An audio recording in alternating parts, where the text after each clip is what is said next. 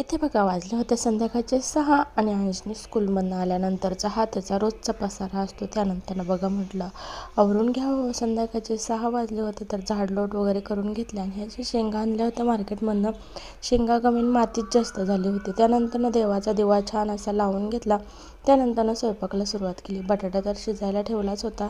त्या अगोदर म्हटलं ह्या शेंगा पाण्यात भिजत ठेवावेत. त्यानंतर पाणी गरम करायला ठेवलं. त्यामध्ये वरईचा भात शिजायला टाकला. हे जे वरईचं तांदूळ आहे मी अगोदरच तुपामध्ये छान असं भाजून घेतलं होतं बरं का.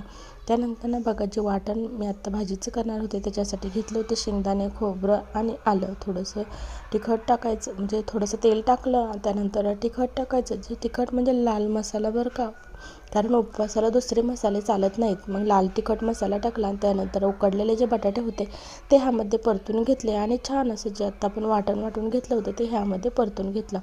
हे अशी होती आमटी. तर ह्याच्यामध्ये आमटीमध्ये टाकताना काय करते आता मी ह्यामध्ये थोडंसं आमसूल टाकते, थोडासा गूळ टाकते, म्हणजे चवीला खूप छान आंबट गोड होती. तर मग ती वरईच्या भातामुळे खूप छान होती. नक्की तुम्ही पण ट्राय करून बघा आणि कशी वाटते ते सुद्धा कमेंटमध्ये मला नक्की सांगा. तुम्ही पण अशाच प्रकारे आमसूल टाकून भाजी बनवता की नाही बनवत हे पण नक्की सांगा, कारण वरईच्या भाताबरोबर ही खूप छान लागते. तर असा होता माझा आजचा दिवस. कसा वाटला कमेंटमध्ये नक्की सांगा.